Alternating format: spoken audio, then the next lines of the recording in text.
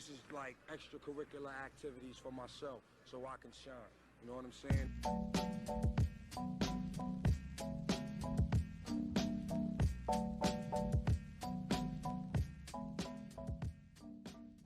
In the world of Fallout New Vegas, the town of Goodsprings draws its name from the nearby Goodsprings Source, an area which provides water to the local town.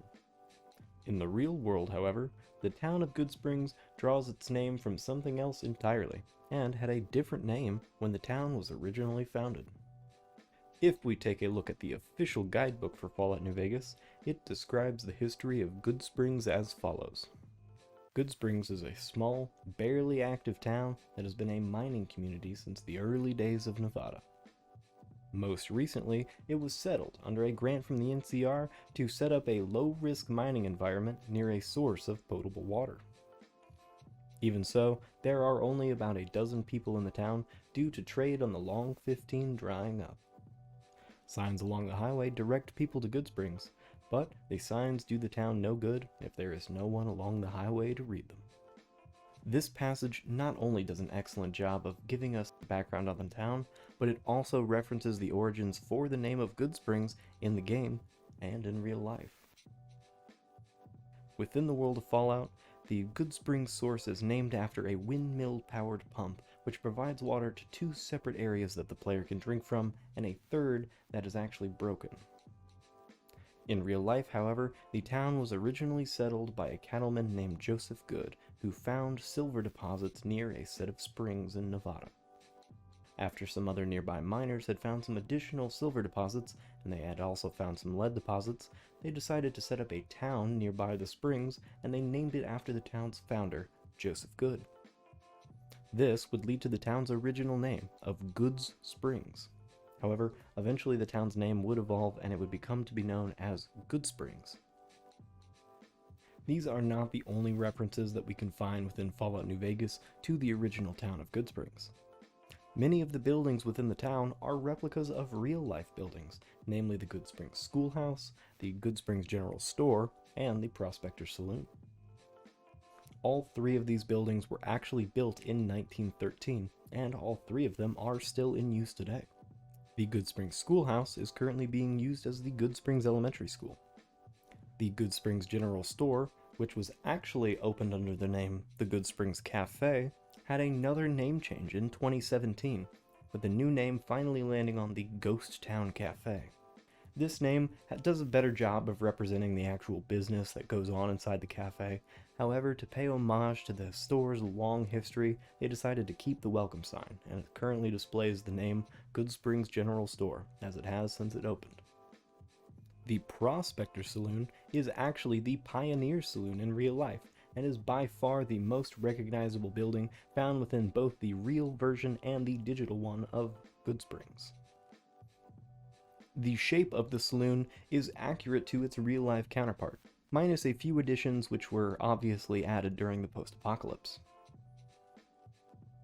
Not only that, but the front porch entryway, the ceiling tile design, and the location of the jukebox within the building are all direct references to the actual Pioneer Saloon.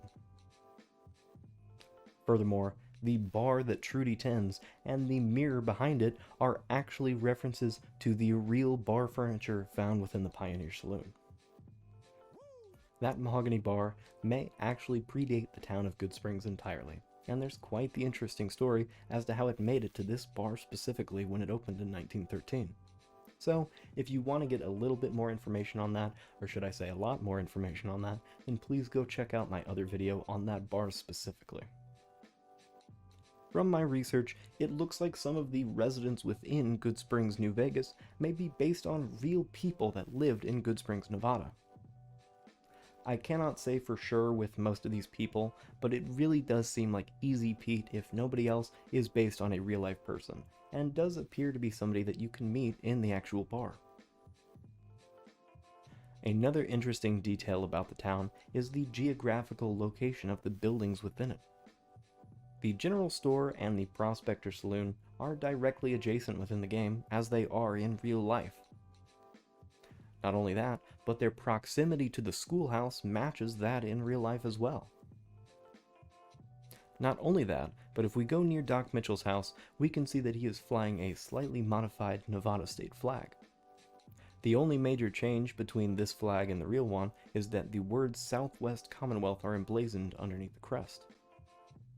The word Commonwealth is one that should be very familiar to you in the context of Fallout if you happen to play New Vegas' sequel, Fallout 4, as the setting for Fallout 4 was Boston, Massachusetts, and it was generally referred to as the Commonwealth.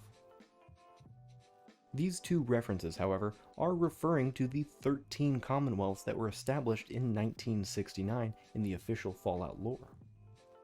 The Southwest Commonwealth specifically refers to the lower part of California, Nevada, as well as Hawaii, which is why we can see these words emblazoned on Doc Mitchell's flag in Fallout New Vegas.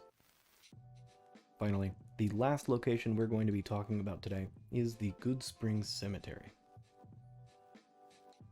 Although the Goodsprings Cemetery does not share many direct references with its real-life counterpart, it does, however, manage to capture the essence of a ghost town graveyard, swapping out the engraved headstones for small wooden crosses with scratched-in names.